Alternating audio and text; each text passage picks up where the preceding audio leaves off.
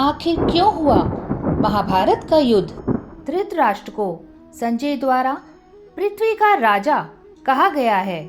देश की रक्षा करना या उसे विनाशकारी युद्धों में उलझाए रखना, यह सब राजा के हाथों में होता है।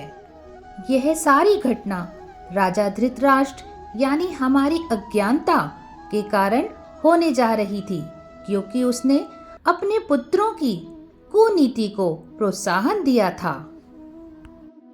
श्रीमद् भगवत गीता अध्याय 1 श्लोक 17 और 18।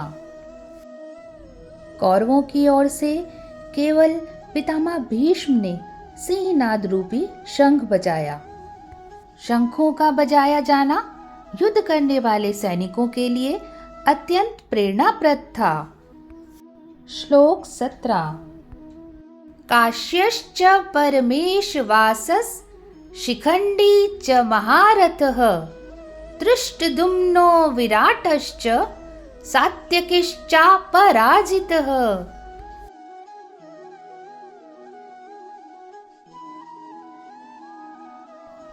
आइए श्लोक का अर्थ समझते हैं।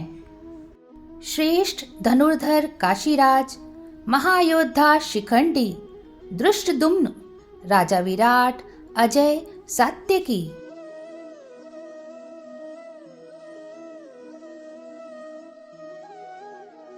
श्लोक का भाव कहता है,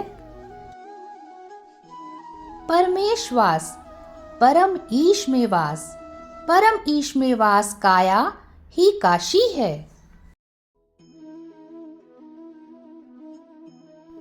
शिखंडी, हमारा संकल्प या हमारी श्रद्धा। धृष्टद्युम्न, दृढ़ मन। विराट, सर्वत्र। सात्यकी, सात्विकता। शिखंडी ही ब्रह्म रूपी भीष्म का विनाश करता है। शिखंडी चिंतन पथ की विशिष्ट योग्यता महारथी है। सात्विकता यदि बनी रहती है तो कभी गिरावट नहीं आएगी, जीवन के संघर्ष में पराजित नहीं होने देगी। श्लोक 18।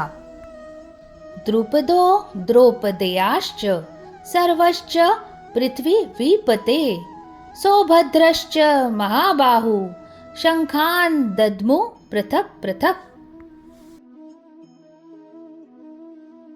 आइए श्लोक का अर्थ समझते हैं। राजा द्रुपद, द्रौपदी के 5 पुत्रों तथा सुभद्रा के महाबलशाली पुत्र वीर अभिमन्यु आदि सब ने अपने अपने अलग अलग शंख बजाए।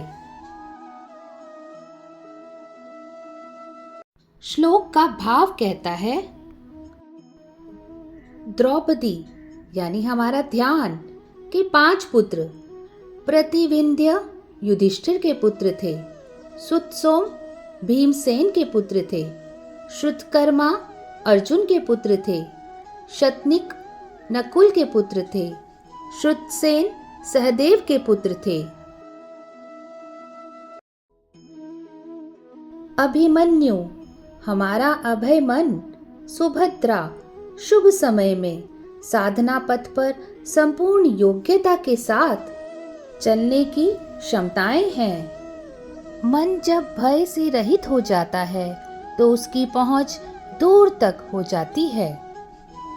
अगला श्लोक, अर्थ और भाव सुनने के लिए चैनल को सब्सक्राइब करें। जय श्री कृष्णा।